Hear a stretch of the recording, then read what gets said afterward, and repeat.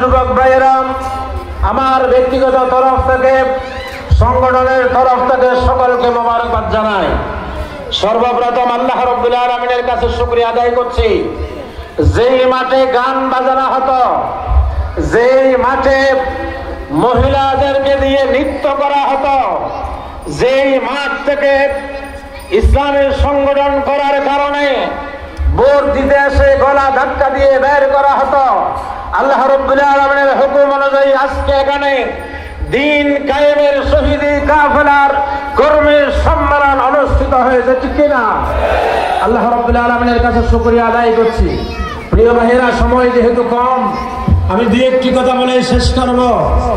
আল্লাহর জমিনে আল্লাহ পাক সৃষ্টি করেছেন আমাদেরকে, এই জমিনে থেকে সমস্ত নিয়ামত রাজি ভোগ করি, যা আমরা নিয়ামত খাই, যা নিয়ামত ভোগ করি, যে হায়াত নিয়ে জমিনে চলাফেরা করি, যে হায়াত নিয়ে জমিনে ব্যবসা বাণিজ্য করি, যে হায়াত নিয়ে আল্লাহ রাব্বুল আলামিনের জমিনে স্লোগান তুলি, আর আমরা আল্লাহ পাকের বিরোধিতা করব, দ্বীনের বিরোধিতা করব, কোরআনের বিরোধিতা করব, এটা কোনোদিন হতে পারে না।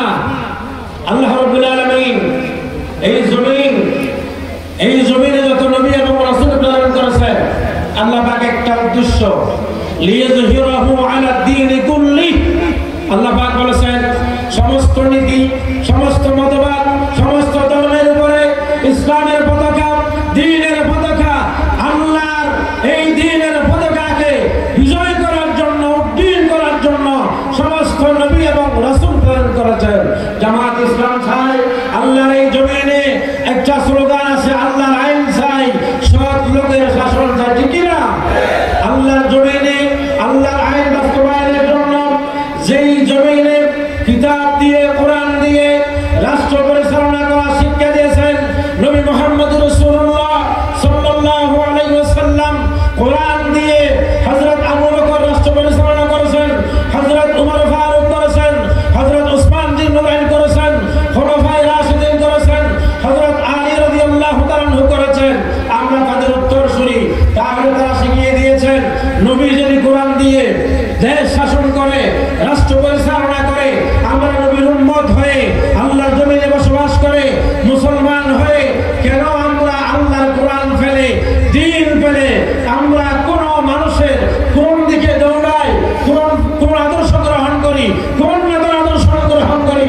তাহলে আমার অন্যগণ, আমার প্রিয় শাপলাপুরবাসী, আমরা যেহেতু মুসলমান, আল্লাহ তাআলা কিতাব দিয়েছেন, কোরআন দিয়েছেন, আল্লাহর এই জমিনে জামাত ইসলামের স্লোগানে, দ্বীন কাফেলার স্লোগানে আমরা সকলে এক কথায়, এক বাক্যে দৃঢ় প্রতিজ্ঞাবদ্ধ হই, আল্লাহর জমিনে আল্লাহর আইন চলবে, ঠিক কিনা বলেন?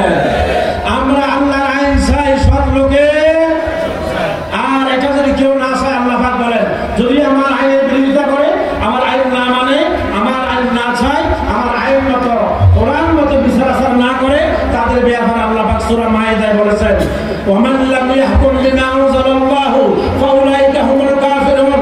৪৫ নম্বর আয়াতে বলেছেন, ফাউলাইকা হুমুজ জালিমুন। ৪৭ নম্বর আয়াতে বলেছেন, ফাউলাইকা হুমুল ফাসিকুন। যারা কোরআনের আইন মানে না, তারা কাফের। তারা কি? আর জোরে তারা কি? আর যারা কোরআনের আইন মানে না, করতে চায় না, আল্লাহ পাক বলেছেন তারা জালিম। এক জালিম চলে গেছে, নতুন জালিমের স্থান হবে না, ঠিক কিনা? এক জালিম চলে গেছে, নতুন জালিম আমরা চাই না। তাহলে আমাদের স্লোগান হবে, আল্লাহর আইন চাই, সকলে